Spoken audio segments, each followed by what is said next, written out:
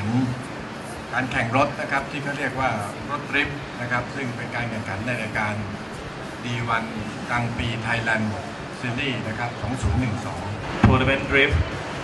ที่เป็นทัวร์นาเมนต์ใหญ่ที่สุดในโลกนะครับมาจากญี่ปุ่นครับซึ่งญี่ปุ่นจัดมาประมาณ12 ปีแล้วทราบว่าแชมป์จากเซอร์กิตนี้เนี่ยจะเป็นตัวแทนของประเทศไทยไปแข่งชิงแชมป์โลกที่ญี่ปุ่น